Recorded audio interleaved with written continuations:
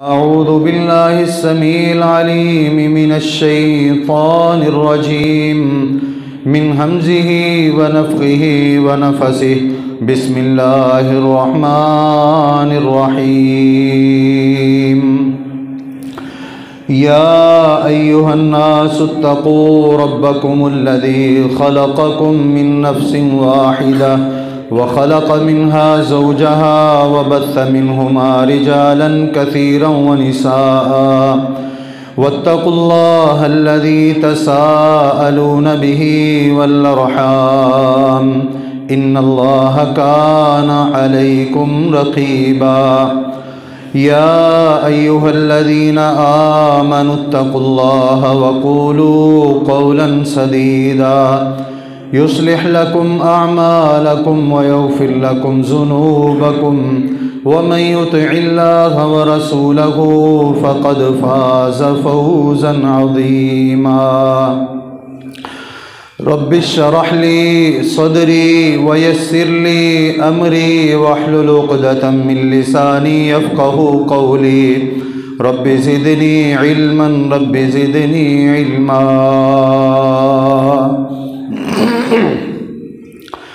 अल्लाहुम्मा सल्लि अला मुहम्मदिन व अला आलि मुहम्मद कमा सल्लैता अला इब्राहीम व अला आलि इब्राहीम इन्नका हमीदुम मजीद।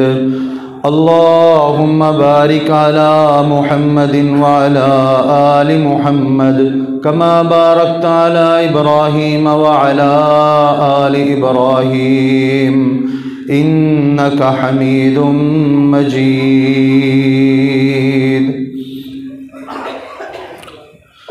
व अन्किहुल अयामा मिनकुम वस्सालिहीन मिन इबादिकुम व इमाइकुम इन यकूनू फुक़रा युग़निहिमुल्लाहु मिन फ़ज़लिहि वल्लाहु वासिउन अलीम।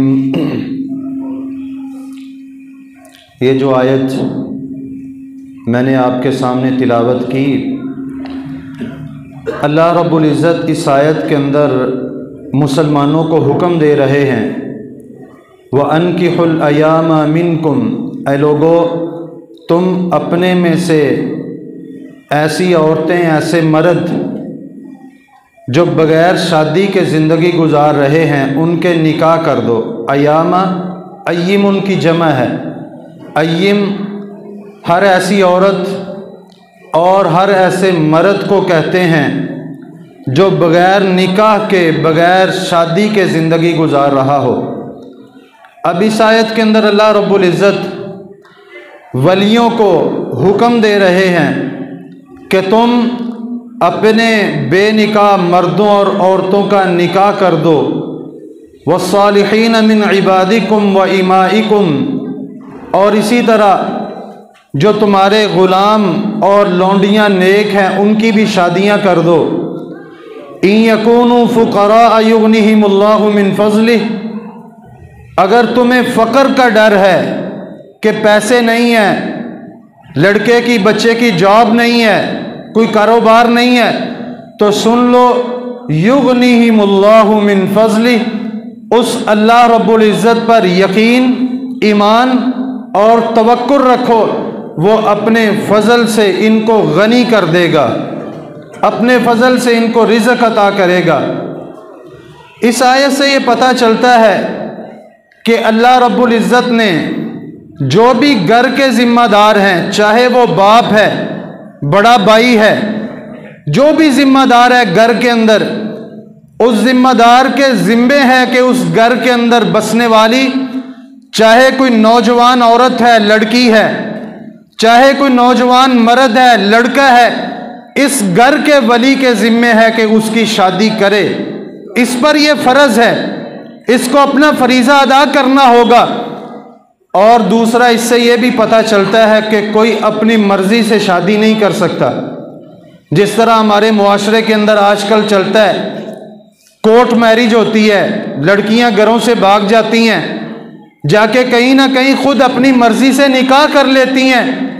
नहीं, बल्कि अल्लाह के नबी सल्लल्लाहु अलैहि वसल्लम की एक वाज़ेह हदीस है फरमाया अय्युमा इम्राअतिन नकहत बिगैरि इज़्नि वलिय्यिहा, जो औरत अपने वली की इजाज़त के बगैर निकाह करती है, फनिकाहुहा बातिलुन बातिलुन बातिलुन, अल्लाह के नबी सल्लल्लाहु अलैहि वसल्लम ने 3 दफ़ा फरमाया कि ऐसी औरत का निकाह ही बातिल है, उसका निकाह ही बातिल है, उसका निकाह बातिल है जो अपने वली की इजाज़त के बगैर निकाह करती है। अब वली होता है, अगर किसी लड़की का बाप जिंदा है तो बाप उसका वली होगा, अगर बाप मौजूद नहीं है इस लड़की का बड़ा भाई इसका वली होगा, बड़ा भाई नहीं है तो दादा इसका वली होगा, दादा नहीं है तो उसके बाद इसका चाचा इसका वली होगा या मामा इसका वली होगा।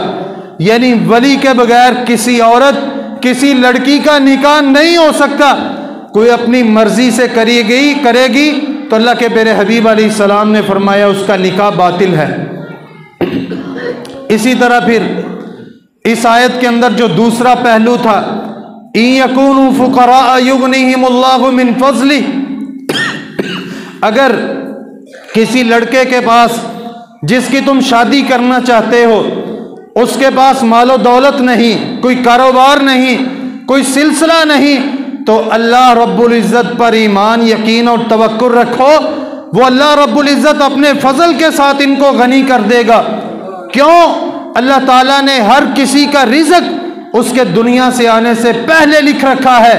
अगर तेरे घर के अंदर कोई औरत कोई लड़की आएगी जिसके साथ तू निकाह करके उसको अपने घर में लाएगा तो अल्लाह ताला ने उसकी किस्मत का रिज़्क लिख रखा है, वो अपना रिज़्क अपने साथ लेके आएगी।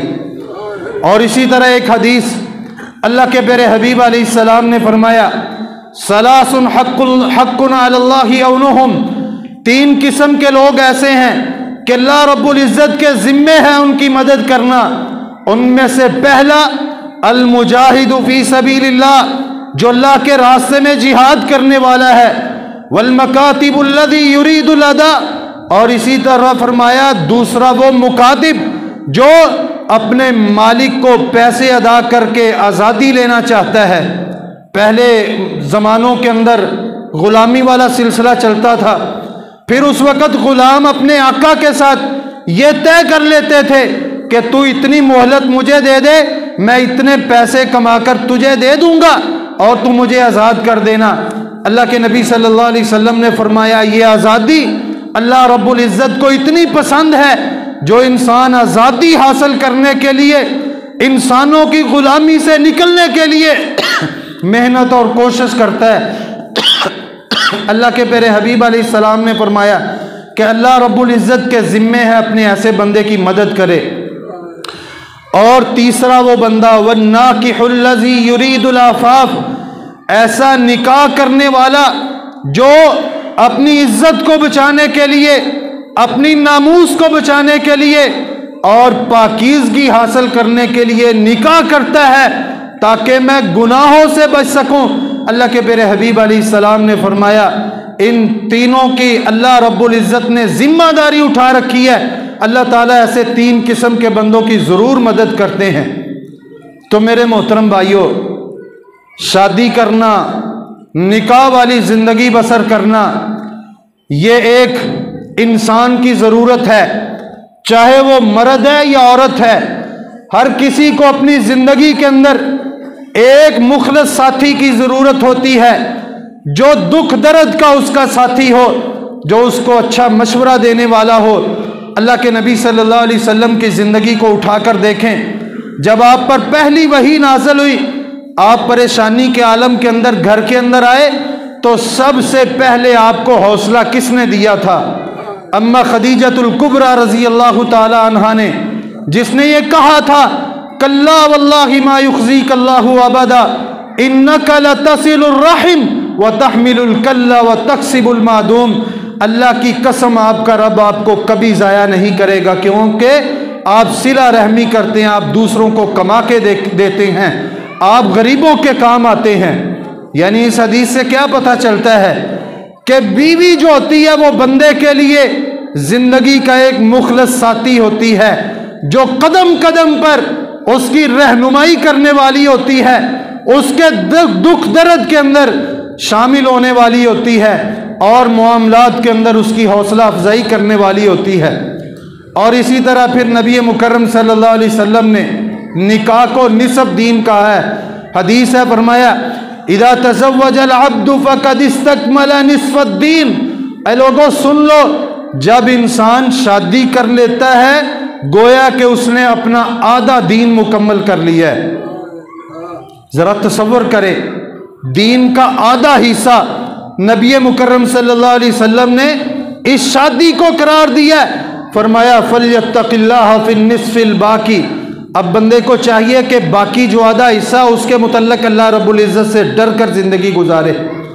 और इसी तरह फिर किसी इंसान को अल्लाह रब्बुल इज़्ज़त नेक बीवी अता फरमा दे तो ये अल्लाह की तरफ से बहुत बड़ी नेमत होती है। हदीस अल्लाह के नबी सल्लल्लाहु अलैहि वसल्लम ने फरमाया अरबाउम मिनस सआदा। ऐ लोगों सुन लो, 4 चीज़ें इंसान की खुशकिस्मती की अलामत हैं, 4 चीज़ें सादत वाली हैं।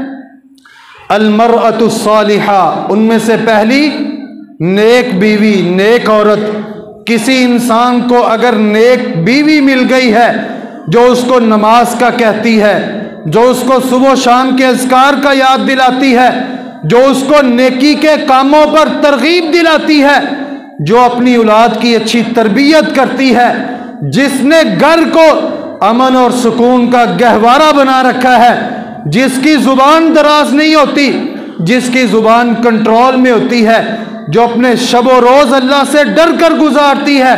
अल्लाह के प्यारे हबीब अलैहिस्सलाम ने फरमाया ये औरत इस इंसान के लिए बड़ी ही सादत वाली है। ये बंदा बड़ा सादत वाला है जिसको अल्लाह रब्बुल इज़्ज़त ने नेक बीवी अता कर दी है। वल मस्कनुल वासे, फरमाया इसी तरह किसी इंसान को कुशादा घर मिल जाए, खुला घर मिल गया, सुकून वाला घर मिल गया, इज्जत वाला घर मिल गया है। और इसी तरह तीसरी चीज वल जारुस सालिह, नेक पड़ोसी मिल गया है जो इस बंदे की इज्जत और एहतराम का ख्याल करता है, बिला वजह इसको तंग नहीं करता। अल्लाह के प्यारे हबीब अलैहिस्सलाम ने फरमाया ये भी सादत वाली चीज़ों में से एक चीज़ है। वल मरकबुल हनी, और इसी तरह सुकून वाली सवारी जो बंदे को सुकून के साथ उसकी मंजिल मकसूद तक पहुंचा दे, जो बंदे को रास्ते के अंदर तंग ना करे, परेशान ना करे। अल्लाह के प्यारे हबीब अलैहिस्सलाम ने फरमाया कि ये 4 चीज़ें सादत वाली हैं, जिस इंसान को इनमें से जितनी चीज़ें मिल जाए इतना ही वो खुशकिस्मत इंसान है, अच्छे बख्तों वाला इंसान है। और फिर इसी तरह मेरे मोहतरम भाइयों आगे मैं बात करता हूँ, अल्लाह के प्यारे हबीब अलैहिस्सलाम ने रिश्ता करने के लिए, लड़की का इंतखाब करने के लिए कुछ मायार बतलाए हैं। फरमाया तुनकाहुल मरअतु लिअरबाइन, कि दुनिया के अंदर, मुआशरे के अंदर 4 वजूहात की बना पर औरतों के साथ, लड़कियों के साथ निकाह किया जाता है। लिमालिहा, किसी का मालो दौलत देखा जाता है कि इस खानदान वालों के पास पैसा बड़ा है, इस औरत के पास पैसा है, ये इसका अपना कारोबार है, इसकी जायदाद है, इसको विरासत के अंदर इतनी ज़मीन मिल जाएगी, इतने पैसे मिल जाएंगे। लिमालिहा, उसके माल की वजह से। अब इससे मना नहीं है, इन चीज़ों को समझना है। अगर सिर्फ किसी का माल देखकर उसका रिश्ता लिया जाए तो इससे मना नहीं है। वली जमालिहा, और इसी तरह फरमाया किसी का हुस्न जमाल देखकर उससे रिश्ता किया जाता है, खूबसूरत है, उससे रिश्ता बंदा कर सकता है। वली हसबिहा, और इसी तरह तीसरी चीज नबी मुकर्रम सल्लल्लाहु अलैहि वसल्लम ने फरमाई किसी का हस्बो नसब देखकर उससे रिश्ता किया जाता है। बड़ा आला खानदान है, बड़ा ऊंचा खानदान है, बड़े अच्छे लोग हैं, बंदा इस वजह से उनसे रिश्ता करता है। ये जायज़ है इन तीनों किस्म की औरतों से रिश्ता करना। लेकिन आगे सुनिए, फरमाया वाली दीनिहा, इसी तरह किसी औरत के साथ उसके दीन की वजह से रिश्ता किया जाता है। फरमाया फज़फुर बिज़ाति दीन तरिबत यदाक, ऐ बंदे तू दीन वाली को इख्तियार कर, दीन वाली को पसंद कर। तरिबत यदाक, ये उस वक़्त अरब के मुआशरे के अंदर चलता था, किसी को किसी चीज़ की अहमियत दिलानी होती उसको ये कहा जाता तेरे हाथ खाक आलूद हों, तो अल्लाह के नबी सल्लल्लाहु अलैहि वसल्लम ने ये 4 चीज़ें गिनवाने के बाद फरमाया कि लोगों, ठीक है, किसी का माल देखकर रिश्ता करना जायज़ है, किसी का हस्बो नसब देखकर, किसी की खूबसूरती देखकर उससे रिश्ता करना जायज़ है, लेकिन दीनदार को इख्तियार किया करो, दीनदार को इख्तियार किया करो। हुस्न जमाल भी ख़त्म हो जाना है, माल भी दुनिया में रह जाना है, ख़ानदान कुंबे कबीले भी दुनिया में रह जाने हैं, लेकिन अगर तुझे को अच्छी औरत मिल गई, दीन वाली औरत मिल गई, जिसने तेरी भी इस्लाह की, तेरी औलाद की भी तरबियत कर दी, तो ये दीनदार औरत दुनिया के अंदर भी तेरे लिए सुकून का बायस बनेगी और आखिरत में भी तुझे जन्नत के अंदर अपने साथ लेकर जाने का सबब बन जाएगी। यानी सिर्फ ये नहीं देखना चाहिए कि इनके पास पहली बड़ी है, इनसे माल मिल जाएगा, इनकी भैंसें बड़ी हैं, ये खूबसूरत बड़ी है। ठीक है, ये चीज़ें अपनी जगह पर हैं, लेकिन मेरे मोहतरम भाइयों, दीन को तरजीह देनी चाहिए। और कोई पता नहीं कि अल्लाह ताला कब किस वक़्त इनको भी मालो दौलत से नवाज दे। ये मालो दौलत के ख़जाने अल्लाह के पास हैं, लेकिन मेरे मोहतरम भाइयों, अल्लाह की कसम खाकर कहता हूँ, जिस घर के अंदर दीन आ गया वो दुनिया में भी घराना इज्जत पाता है और आखिरत के दिन भी इज्जत पाएगा।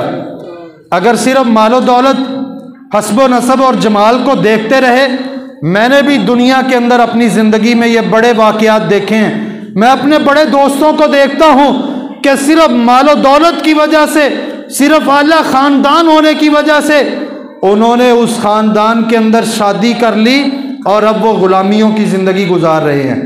ग़ुलामियों की ज़िंदगी बाद के अंदर बंदे को गुजारना पड़ती है।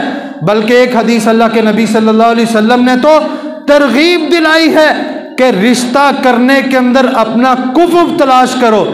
यानी अगर लड़के का रिश्ता करना है तो लड़की ऐसी तलाश करो जो इसकी हमसर हो, तालीम के अंदर, हुस्न जमाल के अंदर, मालो दौलत के अंदर, ख़ानदान के लिहाज से एक ही कैटेगरी के दोनों ख़ानदान हो, एक ही कैटेगरी के दोनों लोग हों, तो ज़िंदगी इज्जत के साथ गुजरती है।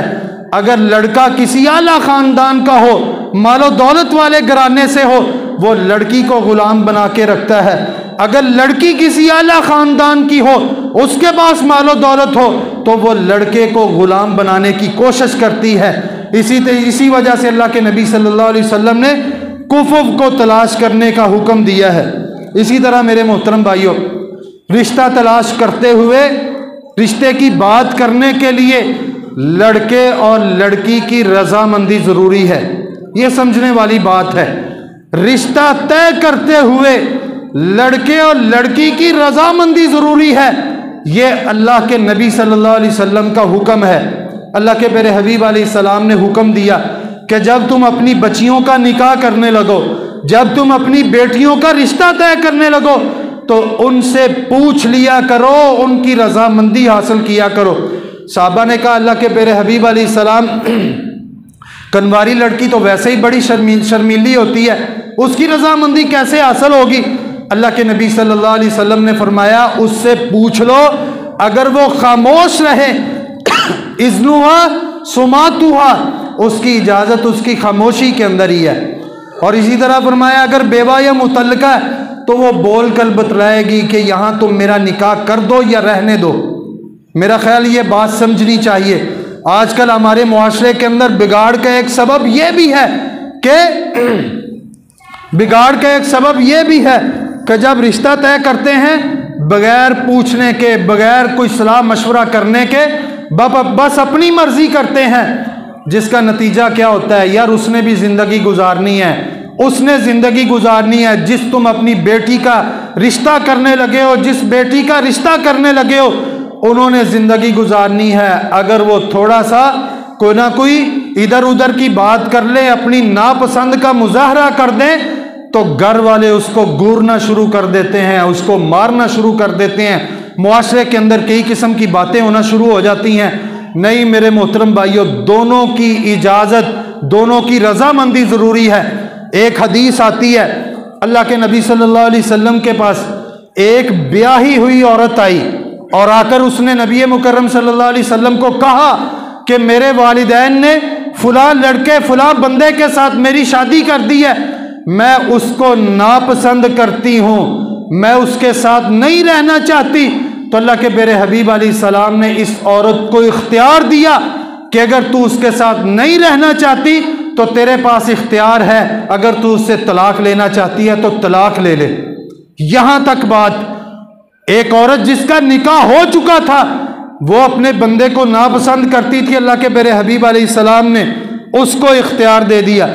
और इसी तरह फिर मेरे मोहतरम भाइयों, इससे भी अगली बात, ये मेरी अपनी बातें नहीं है, किसी ने गुस्सा नहीं करना, ये हमारे मुआशरे के अंदर चलने वाली ये चीज़ें हैं, सिर्फ हमारे गांव की बात नहीं है, पूरे मुस्लिम मुआशरे के अंदर, पूरे हमारे पाकिस्तान के अंदर ये सिलसिला चलता है।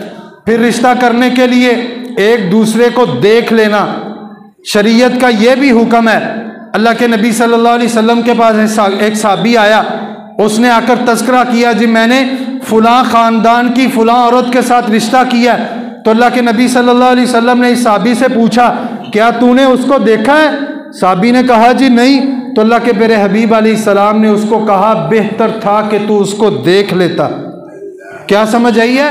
एक मर्तबा, ये भी यानी खुली इजाज़त नहीं है, जैसे मर्जी उसके घर के अंदर आओ जाओ और जैसे मर्जी फ़ोन पे बातें करो। जब से ये मोबाइल का फ़ोन का फितना आया, हमारा मामलात बड़े ही बिगड़ चुके हैं। फ़ोन पे बातें करने की इजाज़त नहीं है, बिला वजह रास्तों के अंदर खड़े होने की इजाज़त नहीं है, उनके घर जाने की इजाज़त नहीं है।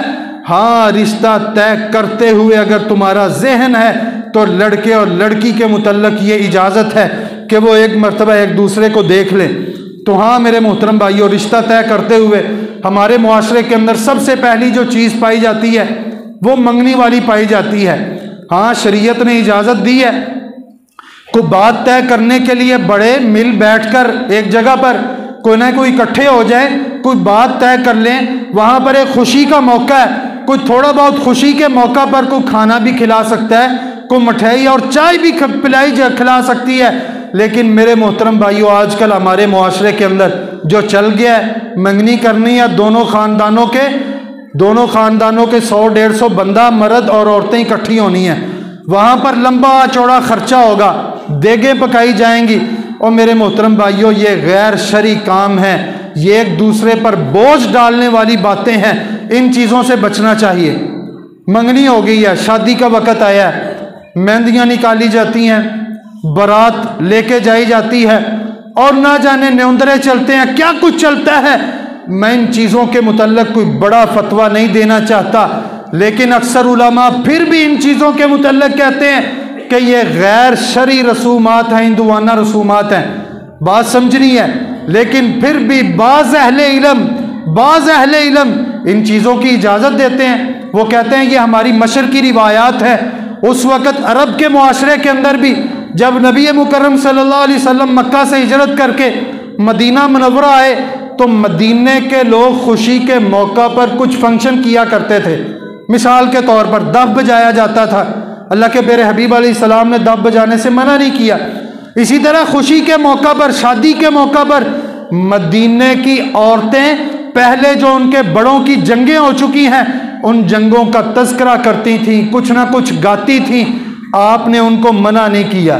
यानी अरब मुआशरे के अंदर ये चीज़ें खुशी के मौका पर पाई जाती थी। इसी तरह हमारे मशरकी मुआशरे की कुछ रिवायात हैं, खुशी के मौका पर लोग कुछ ना कुछ इस तरह के फंक्शन करते हैं, इन चीज़ों की इजाज़त है, लेकिन इतनी भी खुली इजाज़त नहीं है कि बंदा अल्लाह रब्बुल इज़्ज़त के अहकामात को उड़ाना शुरू कर दे। मिसाल के तौर पर बेतहाशा आतिश परस्ती शुरू हो जाए और मेहंदी निकाली है, सारे गांव की, आधे गांव की औरतें मिलकर जा रही हैं, आगे आगे ढोल ढमक्का चल रहा है, वीडियो बन रही है और फिर मखलूत माहौल होता है। शादी ब्याह के मौका पर लड़के और लड़कियां इकट्ठे बैठते हैं। मेरे मोहतरम भाइयों, ये जो काम है, लड़के लड़कियों का इकट्ठा बैठना, मखलूत माहौल, ढोल बजाना, नाचना गाना, वीडियो बनाना, ये सारे के सारे काम मेरे मोहतरम भाइयों गुनाह है। इनसे बचने की कोशिश करनी है।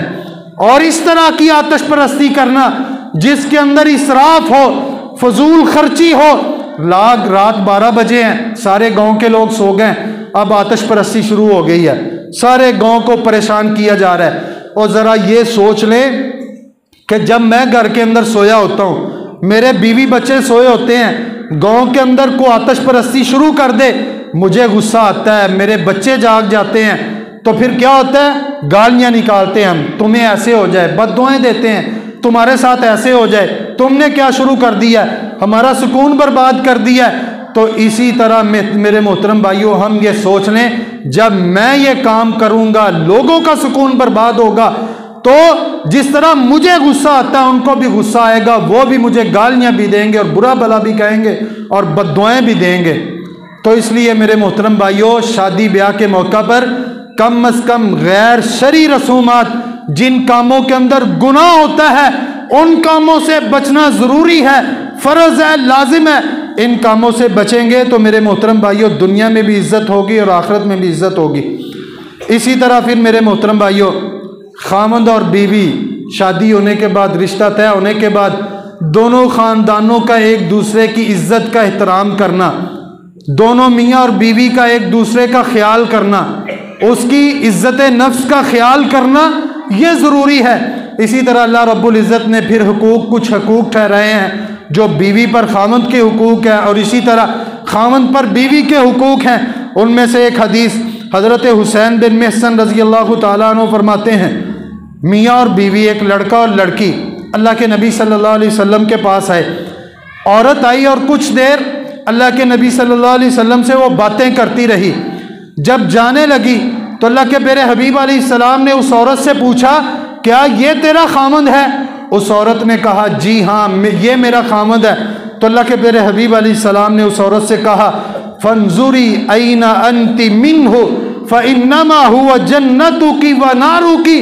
अब ज़रा देख लेना तेरा इसकी नज़रों के अंदर क्या मुकाम है, क्योंकि ये तेरा खामद तेरी जन्नत भी है और तेरी जहन्नम भी है। समझने वाली बात है। अल्लाह के प्यारे हबीब अलैहिस्सलाम ने औरत से कहा कि ये तेरा खामद तेरी जन्नत भी है और तेरी जहन्नम भी है। क्या मतलब है? अगर तू खामद का एहतराम करेगी, उसकी इज्जत का ख्याल करेगी, उसकी इताअत करेगी, तो ये तेरा खामद तेरे जन्नत के अंदर जाने का सबब बन जाएगा। अगर तू इसको परेशान करेगी तो यही तेरा खामद, यही तेरी नाफरमानियाँ तुझे जहन्नम के अंदर ले जाने का सबब बन जाएंगी। और इसी तरह फिर एक हदीस अल्लाह के प्यारे हबीब अलैहिस्सलाम ने खामद की फरमा बरदार बीवी की फजीलत बयान करते हुए फरमाया, इदा सल्लतिल मरअतु खम्सहा, लोगों सुन लो, जब कोई औरत एक दिन के अंदर 5 नमाजों का एहतिमाम करती है, 5 नमाजें पढ़ती है, वह सामत शहरहा, और रमज़ान के महीने के रोज़े रखती है, वह हाफिज़त फरजहा, और अपनी शर्मगाह की हिफाजत करती है, और आगे फरमाया वह अताअत ज़ौजहा, अपने खामद की इताअत करती है, क़ील लहा उदख़ुलिल जन्नह मिन अय्यि अबवाबिल जन्नति शिअति। क़यामत के दिन ऐसी औरत से कहा जाएगा कि आज तू जन्नत के जिस दरवाजे से जन्नत में दाखिल होना चाहती है चली जा। थोड़ी सी चीज़ें बयान की हैं, कोई लंबी चौड़ी बातें नहीं हैं। ये मेरी मोहतरम माँ और बहनों के लिए बड़ा सबक है। फरमाया जो औरत एक दिन के अंदर 5 नमाजें अदा करती है, रमज़ान के रोज़े रखती है, तीसरी चीज़ वो अपनी इज्जत की हिफाजत करती है, चौथी चीज़ वह अताअत ज़ौजहा, अपने खामद की इताअत करती है। फरमाया ऐसी औरत को जो सिर्फ ये 4 काम करने वाली है, ऐसी औरत को क़यामत के दिन कहा जाएगा कि तू जन्नत के जिस दरवाजे से जन्नत में जाना चाहती है चली जा। ये मुस्नद अहमद की रिवायत। और इसी तरह फिर अल्लाह के प्यारे हबीब अलैहिस्सलाम से एक मरतबा पूछा गया, अल्लाह के प्यारे हबीब अलैहिस्सलाम औरतों में से अफजल औरत कौन सी? फरमाया अल्लती तसुर्रुहु इज़ा नज़रा, औरतों में से बेहतरीन औरत, अफजल औरत वो है अल्लती तसुर्रुहु इज़ा नज़रा, कि जब उसका खामद उसकी तरफ देखे तो ये औरत अपने खामद को खुश कर दे। क्या मतलब है? जिन औरतों के चेहरे पर, माथे पर हर वक़्त शिकन पड़े रहें, हर वक़्त डंडा उठा के रखें, हर वक़्त बदजुबानी करती रहें, हर वक्त गुस्से में रहें, हर वक्त खामन को आगे लगा के रखें, हर वक्त चिड़चिड़ होती रहे, घर के अंदर चूं चूं लगी रहे। मेरे मोहतरम भाइयों, अल्लाह रब्बुल इज़्ज़त को ऐसी औरत पसंद नहीं है। अल्लाह ताला को वही औरत पसंद है जो खुश अखलाक हो, ज़ुबान को कंट्रोल में रखने वाली हो, अपने खामंद की इताअत करने वाली हो, अपने खामंद की इज्जत का ख्याल करने वाली हो, उसके सुकून का ख्याल करने वाली हो। ऐसे नहीं बंदा सारा दिन का थका हारा बाहर खेत से या किसी काम से, फैक्ट्री से घर के अंदर आए तो आगे से औरत का जनाब मूड ख़राब हुआ पड़ा, पड़ोसों ने ये कह दिया है, तेरी बहन ने वो कर दिया है, तेरी माँ ने ये किया, उसने ये किया। और मेरे मोहतरम भाइयों, अल्लाह ताला को ऐसी औरत कतन पसंद नहीं है, बल्कि अपनी ज़ुबान को कंट्रोल में रखने वाली, अपने खामंद की इज्जत का ख्याल करने वाली, अपने खामंद को खुश रखने वाली। अब इसके अंदर यह भी बात समझने वाली है, इसका यह भी मतलब है कि औरतों को साफ सुथरा रहने का भी हुक्म है। ऐसी औरत जिसको खामंद देखकर खुश हो जाए, यह नहीं कि जो महीना महीना हफ्ता हफ्ता नहाए ना, कपड़े ना बदले, यह भी ऐसी औरत नहीं है जो अपने खामंद को खुश कर सके। तो अल्लाह के प्यारे हबीब अलैहिस्सलाम ने फरमाया, अल्लती तसुर्रुहु इज़ा नज़रा, बेहतरीन औरत वो है कि जिसको जब उसका खामंद देखे तो वो उसको खुश कर दे। व तुतीउहु इज़ा अमरा, और वो अपने खामंद की इताअत करे जब इसको जिस काम के करने का इसका खामंद हुक्म दे दे, ये उसकी इताअत करे। और फरमाया वला तुखालिफहा व मालिहा बिमा यकरहु, इसी तरह ये अपने खामंद को नाराज करने की कोशिश ना करे, उसके माल के अंदर बेजा यानी उसकी तकसीम ना करे, उसके माल और इज्जत के अंदर अपनी मर्जी से काम ना ले। अल्लाह के प्यारे हबीब अलैहिस्सलाम ने फरमाया ये औरत बेहतरीन औरत है। और इसी तरह फिर ये तो होगी ऐसी औरत, ऐसी बीवी जो इताअत करने वाली है, फर्मा बरदार है, उसकी फजीलत दुनिया में भी और आखिरत में भी जन्नत के 8 दरवाजे उसके लिए खुल जाएंगे। लेकिन जो बज़ुबान होती है, जो अपने खामंद को नाराज रखने वाली है, अल्लाह के प्यारे हबीब अलैहिस्सलाम के उसके मुतल्लक भी फरामीन सुनिए। फरमाया इस्नानी ला तुजाविदु सलातहुमा रुऊसहुमा, 2 किस्म के लोग ऐसे हैं तो उनकी नमाजें उनके सरों से ऊपर चढ़ती नहीं। उनमें से एक फरमाया ऐसा गुलाम जो अपने आका से भागा हुआ है, और दूसरी वो औरत व इमराअतुन असत ज़ौजहा, जो अपने खामंद की नाफरमान है, अपने खामंद की नाफरमान है, बस जुबानी करने वाली है। अल्लाह के प्यारे हबीब अलैहिस्सलाम ने फरमाया ये जितनी मर्जी नमाजें पढ़ती रहे, इसकी नमाज इसके सर से ऊपर चढ़ती नहीं है। अब बसा औकात ये भी होता है ना, औरतों की अपने नमाजें और रोज़े पूरे होते हैं, हाथ से तस्बीह किसी वक्त नहीं उतरती, दिन के अंदर कई मरतबा कुरान मजीद की तिलावत है, लेकिन अपने खामंद के लिए ज़ुबान भी बड़ी लंबी है। अल्लाह के प्यारे हबीब अलैहिस्सलाम ने फरमाया ऐसी औरतें सुन ले, ऐसी औरतों की नमाज उनके सरों के ऊपर चढ़ती ही नहीं, यानी अल्लाह ताला उनकी नमाजों को कबूल करते ही नहीं। इसी तरह वो मशहूर हदीस अल्लाह के प्यारे हबीब अलैहिस्सलाम ने फरमाया मैंने औरतों की कसरत को जहन्नम के अंदर देखा। औरतों ने पूछा अल्लाह के प्यारे हबीब अलैहिस्सलाम इसकी क्या वजह है? नबी मुकर्रम सल्लल्लाहु अलैहि वसल्लम ने फरमाया कि तुम अपने खामंद की नाशुक्री बड़ी करती हो। औरतों की अगर जुबान चलती है, नाशुक्री जुबान है, तो अल्लाह के नबी सल्लल्लाहु अलैहि वसल्लम ने फरमाया ऐसी औरतें जहन्नम की तरफ जाएंगी। इसी तरह मेरे मोहतरम भाइयों, वक़्त ख़त्म हो रहा है। कुछ हुकूक बंदे के अल्लाह रब्बुल इज़्ज़त ने बंदे के ज़िम्मे भी लगाए हैं, जो बीवी के हुकूक बंदे के ज़िम्मे होंगे।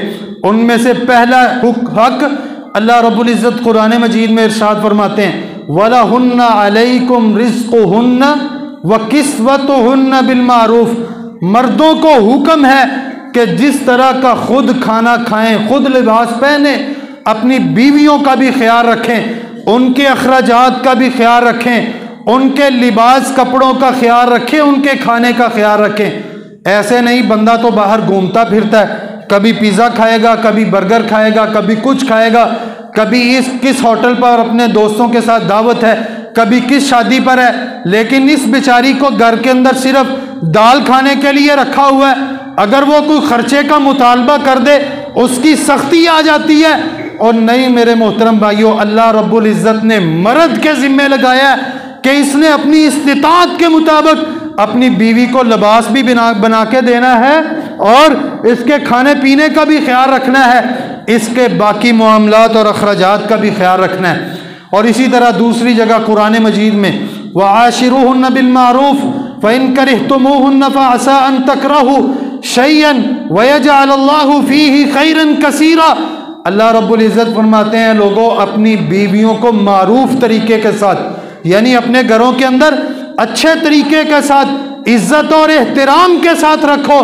फ़असा अन तकरहू शैअन वयजअलल्लाहु फ़ीही खैरन कसीरा। हो सकता है तुम्हें तुम्हारी बीवी की कोई एक चीज़ अच्छी ना लगे, लेकिन अल्लाह ताला ने इसके अंदर तुम्हारे लिए और बहुत सारी भलाइयाँ और खैरें रखी हुई हों। हदीस के अंदर भी आता है ना, अल्लाह के नबी सल्लल्लाहु अलैहि वसल्लम ने इस औरत के मुतल्लक बंदे को हौसले का हुक्म दिया है कि इसको बर्दाश्त करना है, इसको टेढ़ी पसली से पैदा किया गया, अगर इसके अंदर तुम कोई कमी कोताही देखो, इसकी कोई गलती देखो, इसको सीधा करने की कोशिश ना करो। जिस तरह पसली को सीधा करने की कोशिश करोगे तो उसको तोड़ बैठोगे। हाँ, तुम्हारी बीवियों के अंदर कोई कमियां कुताहियां हैं, अच्छे तरीके के साथ उसको समझाओ, बर्दाश्त से काम लो। हो सकता है तुम्हें अगर उसकी एक चीज़ ना पसंद है तो उसके अंदर बहुत सारी ऐसी चीज़ें हो जो तुम्हें पसंद आ जाएं, बहुत सारे ऐसे खैर के काम हो जो तुम्हें अच्छे लगें। और इसी तरह फिर मेरे मोहतरम भाइयों, मर्द के ज़िम्मे है बीवी के अखराजात, बीवी का लिबास, और इसी तरह अपने बच्चों के अखराजात यानी अहलो अयाल के अखराजात मर्द के ज़िम्मे है।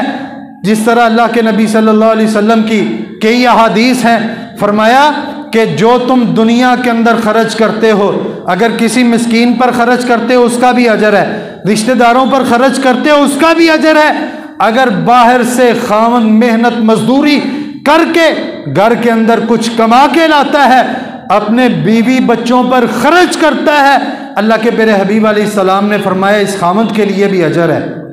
यानी ये नियत बना लें, आज के बाद जितना कमाना है घर के अंदर अच्छे तरीके के साथ फजूल खर्ची नहीं करनी, फजूल खर्ची नहीं करनी।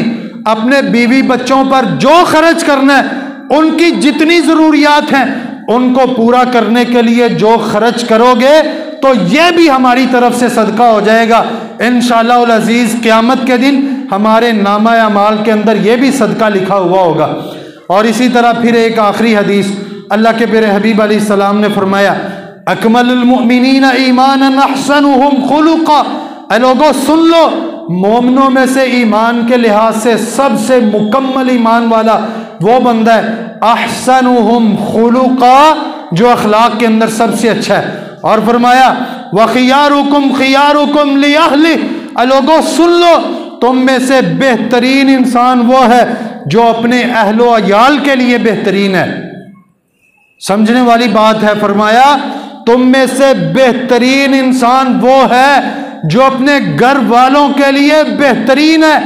ये नहीं कि बंदा घर से बाहर तो बड़ा ठीक होता है, उसका मूड भी ठीक रहता है, हंसना खेलना खुशगपियाँ करना खाना पीना सब कुछ ठीक है, लेकिन जैसे ही घर की दहलीज पे कदम रखा सारी खुशियाँ ख़त्म हो गई, चेहरे पर तेवर आ गए, गुस्से से बिफर गया और आंखें निकालना शुरू कर दी और जनाब बुड़बुड़ करना शुरू कर दी। मेरे मोहतरम भाइयों, ऐसा इंसान भी ठीक नहीं होता। इंसान वही अच्छा होता है जो बाहर भी अखलाक वाला हो, अच्छे अखलाक वाला हो, खंदा पेशानी वाला हो, बाहर भी लोगों के साथ जिसके मामला ठीक हो, इसी तरह घर के अंदर भी अच्छे अखलाक से पेश आने वाला, घर के अंदर भी बीवी बच्चों के साथ उसके मामला ठीक हों, यही इंसान अच्छा इंसान है, बेहतरीन इंसान है। अल्लाह रब्बुल इज़्ज़त को ऐसा ही बंदा पसंद है। तो अल्लाह रब्बुल इज़्ज़त से दुआ के जो सुना सुनाए इस पर अल्लाह ताला हमें अमल करने की तौफीक अता फरमाए। वमा अलैया इल्लल बलागुल मुबीन।